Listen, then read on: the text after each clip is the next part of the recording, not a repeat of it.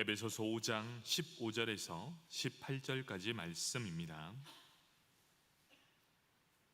에베소서 5장 15절에서 18절까지 말씀을 교독해서 읽도록 하겠습니다. 그런즉 너희가 어떻게 행할지를 자세히 주의하여 지혜 없는 자 같이 하지 말고 오직 지혜 있는 자 같이 하여, 그러므로 어리석은 자가 되지 말고 오직 주의 뜻이 무엇인가 이해하라.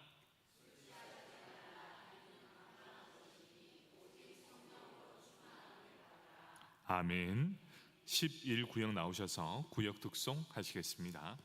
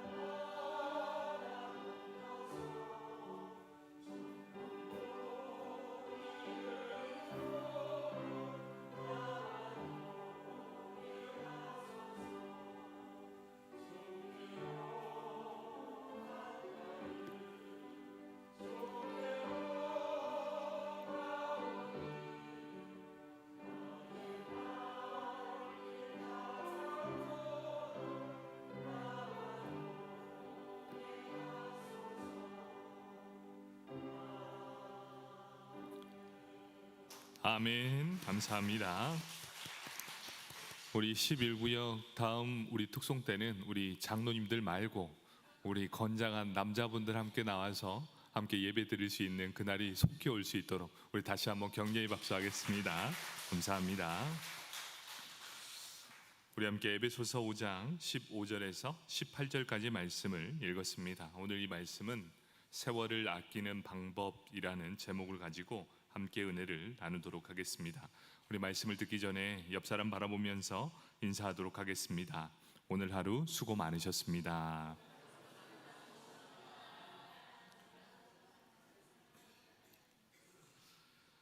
점점 날씨가 무더워지고 있습니다.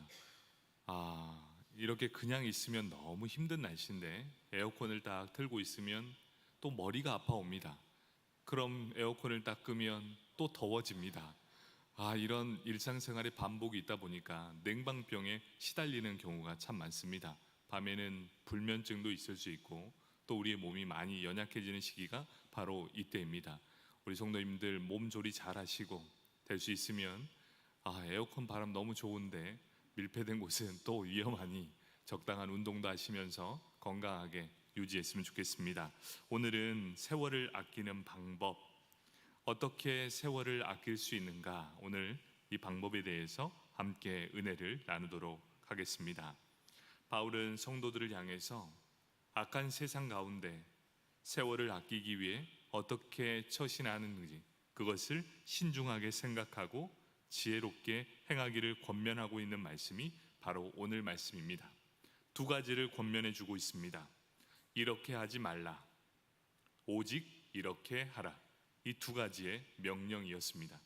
이렇게 하지 말고 오직 이렇게 하라. 바로 이것이 오늘 본문에서 주어지는 두 가지 특징입니다. 오늘 우리가 읽었던 이 말씀 중에 오직이란 단어가 세 군데 등장하고 있습니다. 오직, 이 오직이라는 중요한 세 가지의 주제를 쉽게 발견할 수 있습니다. 오직 지혜 있는 자 같이 하여 세월을 아끼라. 오직 주의 뜻이 무엇인가를 이해하라. 오직 성령으로 충만함을 받으라. 이것이 바로 세월을 아끼는 방법입니다. 너무나 쉽게 그리고 명확하게 우리에게 말씀해 주고 있습니다. 오직 지혜 있는 자 같이 하여 세월을 아끼라. 오직 주의 뜻이 무엇인가를 이해하라. 오직 성령으로 충만함을 받으라. 그러면 이 세상 가운데 살아가는 이때에 세월을 아낄 수 있다라는 말씀입니다. 먼저 그러면 세월을 아끼라 이 말씀부터 한번 나눠보도록 하겠습니다. 에베소서 5장 15절과 16절은 이렇게 말씀하고 있습니다. 그런즉 너희가 어떻게 행할지를 자세히 주의하여 지혜 없는 자 같이 하지 말고 오직 지혜 있는 자 같이 하여 세월을 아끼라. 때가 악하니라. 이렇게 말씀하고 있습니다. 여러분, 세월을 아끼라 이 말을 오해하기 딱 좋습니다. 어떻게 오해합니까? 단순히 부지런히 살라는 말씀입니까? 라고 이 말씀을 이해할 수 있다라는 것이지요. 25년간 호스피스 병동에서 일했던 카렌 와이어트 의사가 쓴 책이 있습니다. 그 책이 제목이 이렇습니다. 일주일이 남았다면 삶의 마지막 순간에 떠오르는 것, 이것의 내용입니다. 여러분, 호스피스 병동은 이제 삶이 얼마 남지 않는 사람들이 머무는 곳입니다. 더 이상 의술이 통하지 않는, 이제 정말 인생의 마지막을 준비하는 그 순간, 그곳에서 25년 동안 일을 했던 이 의사가 쓴 책이었습니다. 그들을 가장 가까이에서 보면서 생과 사의 딱 그 중간 지점에서 이제 냉정하고 객관적으로 그들을 접하면서 썼던 책이었습니다. 일주일이 남았다면 삶의 마지막 순간에 떠오르는 것이 무엇인가? 죽음을 맞는 사람들이 자신이 살아온 세월에 대해서 어떻게 생각할까요? 죽을 때 사람들이 가장 많이 후회하는 것 7가지를 소개합니다. 첫 번째, 마음껏 사랑해보지 못한 것.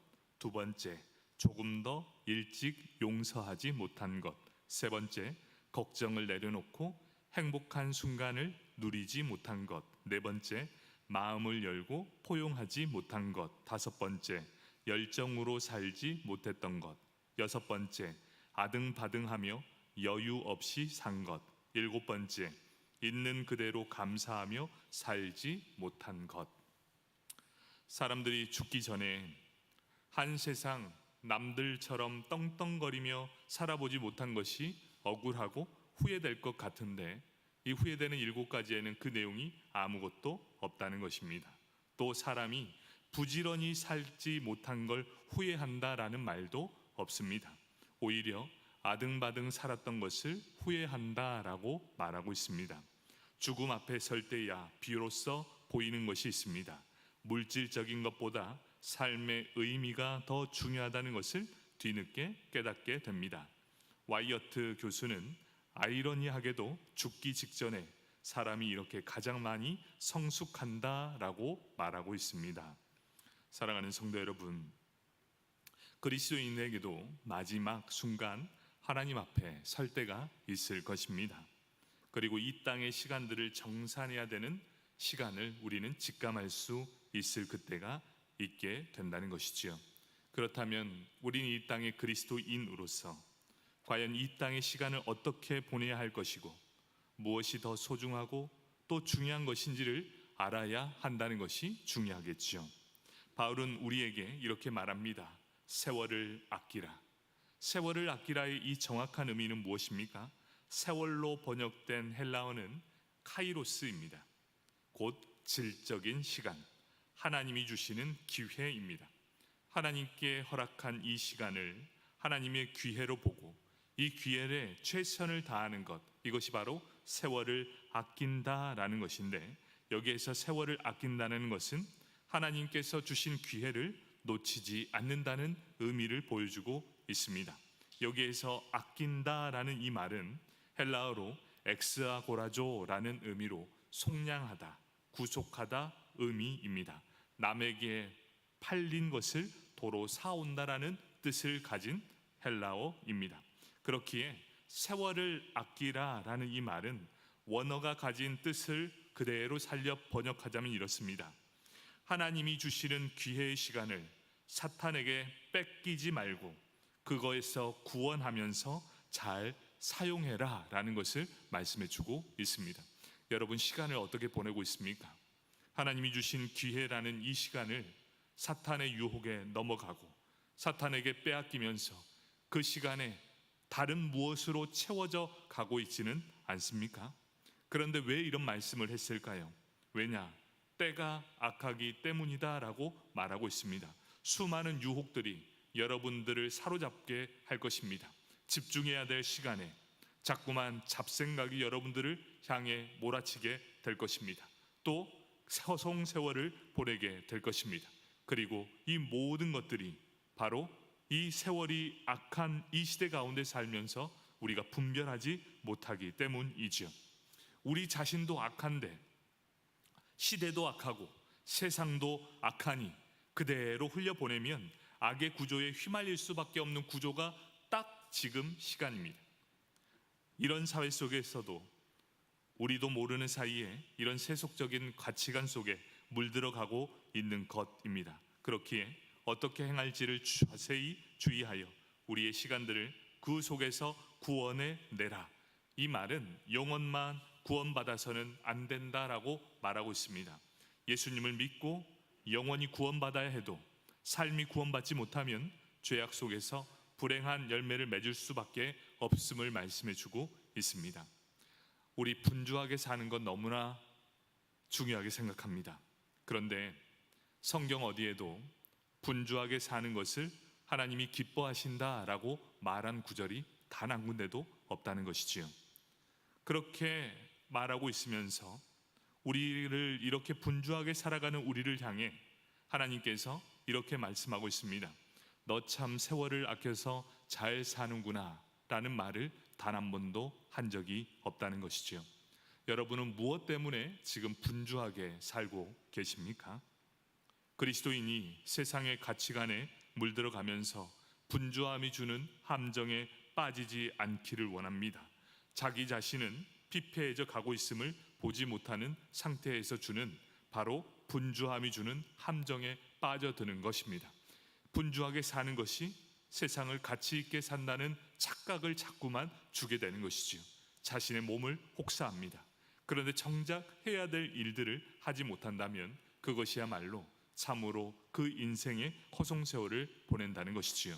그렇다면 세월을 아끼는 생활, 우리 삶에도 구원이 임하고 복되게 살려면 어떻게 해야 하는가? 그 말씀은 17절에서 그 답을 주고 있습니다. 에베소서 5장 17절 말씀. 그러므로 어리석은 자가 되지 말고 오직 주의 뜻이 무엇인가 이해하라, 이렇게 말씀하고 있습니다. 오직 주의 뜻이 무엇인가를 이해함을 보여줘야 합니다. 바울은 로마서 12장 2절에서 이렇게 말씀합니다. 너희는 이 세대를 본받지 말고 오직 마음을 새롭게 함으로 변화를 받아 하나님의 선하시고 기뻐하시고 온전하신 뜻이 무엇인지를 분별하도록 하라, 이렇게 말씀하고 있습니다. 하나님의 뜻대로 사는 것만이 악한 세대에 빠지지 않는 길이라는 것을 우리에게 계속해서 말씀해 주고 있습니다.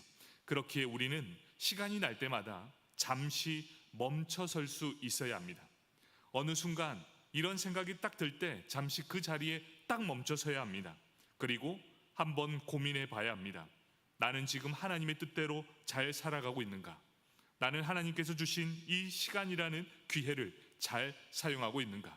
나는 지금 무엇을 하고 있는가? 이것을 날마다 무시로 깨어서 분별해야 함을 말씀해 주고 있다는 것이지요. 여러분, 매 순간마다 순간순간 깨달아야 합니다. 나는 지금 하나님의 뜻대로 잘 살고 있는가? 나는 하나님께서 주어진 이 시간을 카이로스, 하나님의 시간으로 잘 활용하고 있는가? 이것을 매일 깨닫게 된다면 분명하게 내 자신을 분별할 수 있다라고 말씀해 주고 있습니다. 일을 할 때도 마찬가지, 사람들을 만날 때도 마찬가지, 공부할 때도 마찬가지, 미래를 준비할 때도 마찬가지, 내가 하나님의 뜻대로 살고 있는가 종종 점검을 해야 한다라고 말하고 있습니다. 제가 유초동부 설교를 하고 있는데 우리 친구들이 한참 핸드폰에 잘 빠져 있습니다. 그래서 우리 친구들에게 이렇게 얘기했습니다. 핸드폰 1시간 하면 공부 1시간 해라.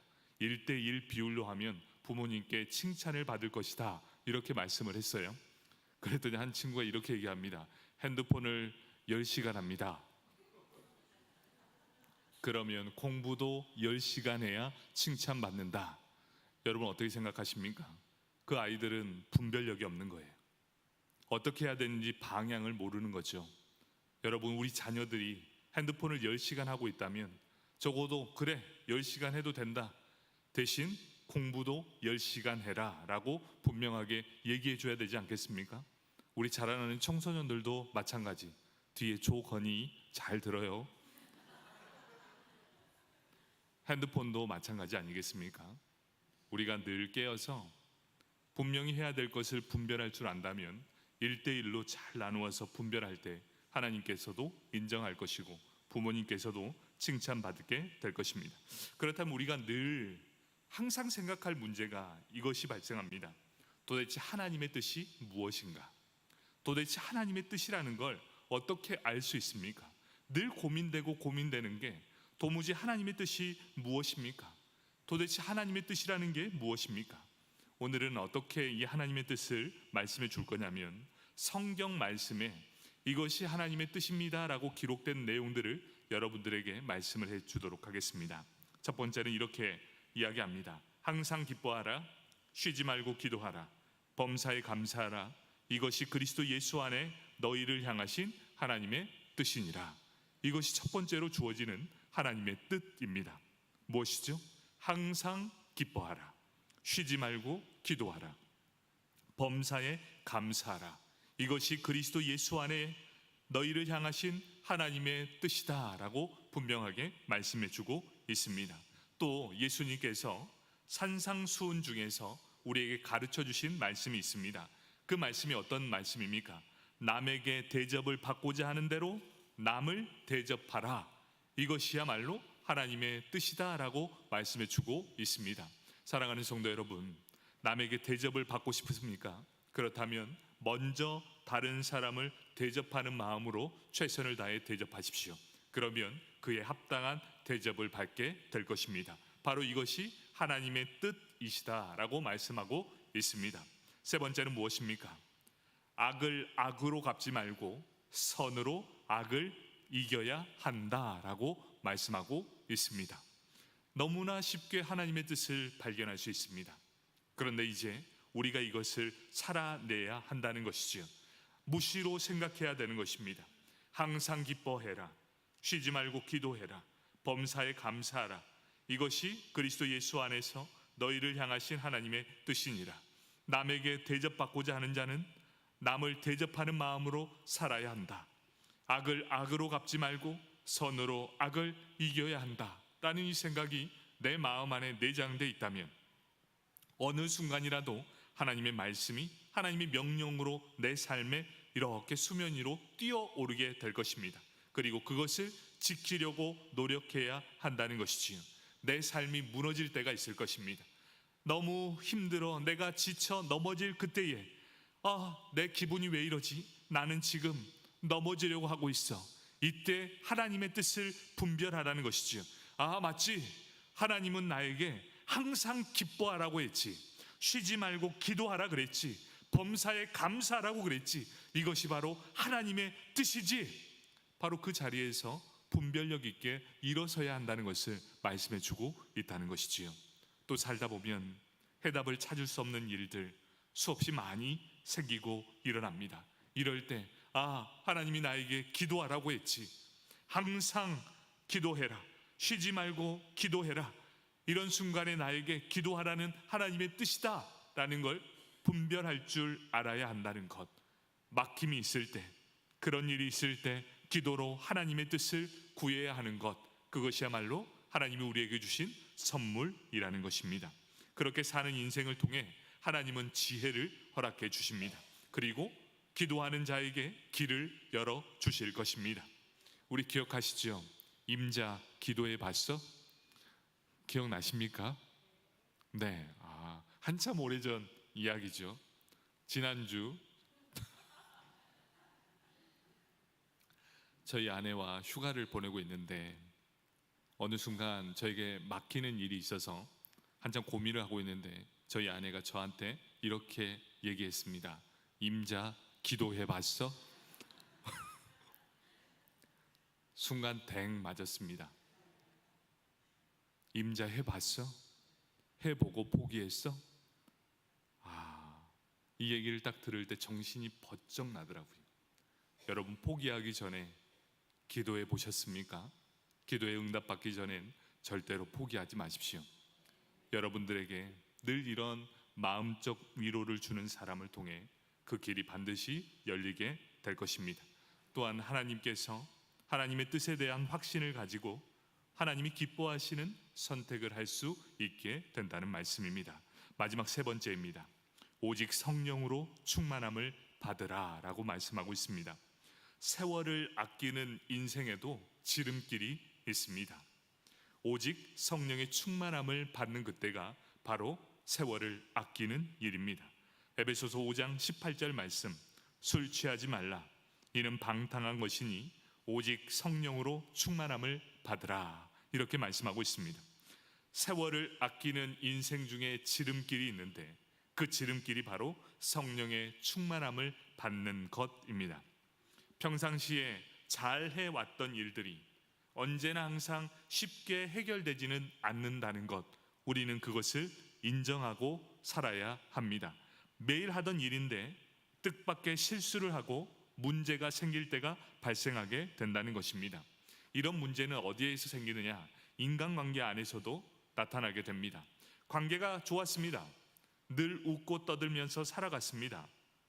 그런데 사소한 말 한마디 때문에 완전히 틀어지는 경우가 발생하게 된다는 것이지요. 우리 하루하루 살아가는 게 결코 쉽지 않고 만만하지 않음을 보여주게 됩니다. 늘 이 사람은 나의 편 되어 주셨는데 어느 순간 나와 등지게 되는 일이 일어나게 될 때 우리는 그 일을 통해서 참 쉽지 않다라는 것을 알 수 있습니다. 그렇기에 험난한 인생길에 우리의 보호자 되시고 우리의 변호사가 되시고 우리에게 동반자 되시는 분이 계십니다. 그분이 누구십니까? 바로 성령 하나님이십니다. 성령께서 우리를 도와주십니다. 그렇다면 성령의 충만함을 받으라는 것은 어떤 의미를 가지고 있습니까? 성령 안에서 충만하게 된다는 것은 하나님께 속한 모든 것으로 우리를 충만하게 채워준다는 의미를 가지고 있습니다. 곧 하나님의 모든 선하심, 하나님의 사랑, 하나님의 관용, 하나님의 용서, 하나님의 능력, 하나님의 지혜가 우리가 이 모든 것 안에 채워진다는 것이 바로 성령의 충만함입니다. 여러분, 성령의 충만함을 절대 감정적인 것으로 착각하지 마십시오. 지정의입니다. 우리 하나님은 지정의로 우리에게 역사하시는 분이십니다. 어떤 신비로움으로 역사하시는 분이 아니라 우리는 자꾸만 성령이라고 하니 신비스러운 기분을 표현하는 감정적인 용어로 사용한다는 것을 말하고 있습니다. 그런데 여기에서 성령 충만함이란 하나님께 속한 최고의 것으로 우리를 충만하게 해주실 것이다 라는 것을 의미합니다. 그러니 성령 충만함을 받으라 라고 말씀하고 있지요. 바로 성령, 하나님의 모든 선하심이 내 안에 있고 하나님의 사랑이 그대로 내 안에 들어와 있으며 하나님의 관용과 하나님의 용서와 하나님의 능력과 하나님의 지혜가 우리 가운데 충만하게 역사하신다 말씀해 주신다는 것입니다. 그러면 어떻게 해야 이러한 성령 충만함을 받을 수 있을까 생각해 봐야 합니다. 당연히 먼저 성령이 우리 안에, 우리가 성령 안에 거해야만 가능하다는 것입니다. 성령이 우리 안에 계신 것을 느낌으로 느껴지지 않습니다. 어떻게 알 수 있습니까? 나 성령 충만함 받았어, 이렇게 느낄 수 있습니까? 아니요, 절대 느낄 수가 없습니다. 다만 성경에서 말씀해 주고 있습니다. 어떻게 말씀하는가? 예수를 구주로 믿고 죄를 회개하고 하나님께로 마음을 돌이키면 성령을 선물로 주신다라고 말씀해 주셨습니다. 우리가 그렇게 했다면 하나님은 약속대로 성령을 선물로 주셨을 것입니다. 그러므로 우리는 고백할 수 있습니다. 예수는 나의 구주가 되십니다. 그리고 나의 모든 죄가 회개함으로 하나님께 이제 나의 온 마음을 드릴 수 있습니다 라고 고백하는 모든 심령 위에 하나님께서 성령을 선물로 주셨다는 사실입니다. 바로 그것이 성령을 받았다는 의미입니다. 그렇다면 성령을 받은 성도는 매일 성령께서 나에게 선한 영향력으로 우리를 이끌어 주시길 위해, 또 우리가 성령 충만함을 입기 위해 뭘 해야 되느냐? 기도해야 한다는 것이지요. 그렇다면 이것입니다. 성령을 받은 사람은 반드시 기도의 사람이 되어야 한다라는 것을 의미해 주고 있습니다. 성령을 받은 사람이 나는 기도하지 않습니다 라고 말하진 않습니다. 성령 하나님이 나와 함께 한다면 늘 기도하며 나아갈 수 있다는 것입니다. 왜냐? 성령의 영향력 안에 나의 모든 것이 있기 때문입니다. 여기서 우리에게 구별하기 위해서 한 가지 예로 드는 게 있습니다. 술 취하지 말라. 이는 방탕한 것이니 오직 성령의 충만함을 받으라, 이렇게 말하고 있습니다. 우리나라 참 술 좋아합니다. 우리나라 1인당 연평균 알코올 소비량은 8.19리터입니다. 아시아 국가 중에서 네 번째로 높은 순위에 올라가 있을 정도입니다. 왜 이렇게 음주 문화가 발전되었을까요? 왜 그랬냐? 음주 문화에 참으로 관대했던 문화가 우리나라 음주 문화였습니다. 결국 이러한 사회적 문제가 일어나게 된 것도 음주에 대한 관대함 때문이었습니다. 최근 일어난 강력 범죄 사건을 보면 우발적인 범죄들이 참 많은데 층간소음 문제를 해결해 주지 않는다고 한 주민이 만취한 상태로 경비원을 폭행해서 혼수 상태로 빠뜨렸다는 기사가 나기 시작합니다. 음주운전은 너무나 쉽게 볼 수 있습니다. 또 각종 범죄들, 술이 나와 타인의 인생을 파멸시키는 어떠한 기사도 자세히 볼 수 있습니다. 술은 모든 타락한 문화의 중심에 있고 사람들의 올바른 이성을 마비시켜 버리는 것이 바로 술 취함이었습니다. 성도들은 술이 내 이성을 지배하게 해서는 절대로 안 됨을 말씀해 주고 있습니다. 그렇기 때문에 어떤 사람은 이렇게 이야기합니다. 술 취하지 말라 했는데 술은 먹어도 되지 않습니까? 맞죠? 먹어도 됩니다. 그런데 잘 보십시오. 술이 술을 부르더라고요. 그리고 결국 넘어집니다. 그리고 술 앞에 굴복하는 것이 우리의 인생입니다. 왜 그런지 아십니까? 우리는 죄인입니다. 그런데 세상도 죄로 물들어갑니다. 그 안에 있으니 자연스럽게 물들어감을 보게 됩니다. 성도들은 술이 내 이성을 지배하지 못하도록 절대로 해서는 안 된다라고 말합니다. 왜 굳이 그러면 술 취하는 문제와 성령 충만함을 같이 언급했을까요? 그것은 술이 사람을 지배하는 것처럼 성령께서 우리를 지배하도록 하기 위한 가장 쉽고 좋은 방법을 설명하기 위해 술 취함을 예로 들었던 것입니다. 술을 먹은 사람은 술이 자신의 이성을 지배합니다. 그렇다면 이와 마찬가지로 성령께서 우리를 지배하게 되면 성령의 사람으로 살아가게 된다는 것이지요. 결국 성령에 취한 사람은 기도하는 백성이 된다라는 것을 분명히 말씀해 주고 있습니다. 성령은 우리에게 충만하게 임하여 주셔서 우리를 지배하도록 성령 충만함을 날마다 구해야 함을 보여주고 있습니다. 성령 충만함은 우리가 하나님의 뜻을 따라 살아갈 수 있는 힘을 구하는 것입니다. 하나님의 뜻대로 살아가는 것이 당장은 손해가 될 것 같지만 하나님은 절대로 우리를 손해보게 하시는 분이 아니라는 것을 명심하셔야 합니다. 말씀을 정리하도록 하겠습니다. 성경을 보면 성령과 거의 같이 등장하는 단어가 있습니다. 그것이 무엇입니까? 말씀과 기도입니다. 성령 안에서 충만하게 되기 위해서는 말씀을 통해 하나님의 뜻을 발견해야 하고, 기도로 우리의 영이 성령으로 충만케 하심을 구해야 하며, 우리의 인생은 그대로 순종하며 나아가야 됨을 말씀해 주고 있습니다. 기도는 시간 내는 것이 어렵고 집중해서 오래 기도하기도 참으로 어렵습니다. 하지만 분명한 것은 기도하고 하나님의 뜻을 확신하고 나아가는 발걸음은 달라지게 된다는 사실입니다. 세월을 아끼는 방법, 하나님의 뜻이 무엇인가를 확신하고 그에 맞춰서 나아가게 될 때 세월을 아끼게 된다는 것입니다. 오늘 말씀대로 어느 순간 내가 무너지고 있는 그 상황 속에 딱 멈춰 서십시오. 그리고 한번 곰곰이 생각해 보십시오. 나는 지금 하나님의 뜻대로 생각하고 그 뜻대로 살아감으로 우리의 영혼뿐만 아니라 내 삶이 잘 살아가고 있는가? 바로 이것이 가장 늦는 것 같지만 바른, 그리고 가장 빠른 길이기 알 수 있을 것입니다.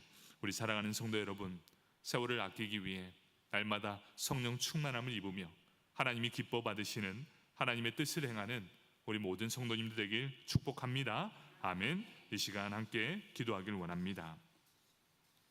우리 첫 번째로 기도할 제목은 이것입니다. 세월을 아끼라.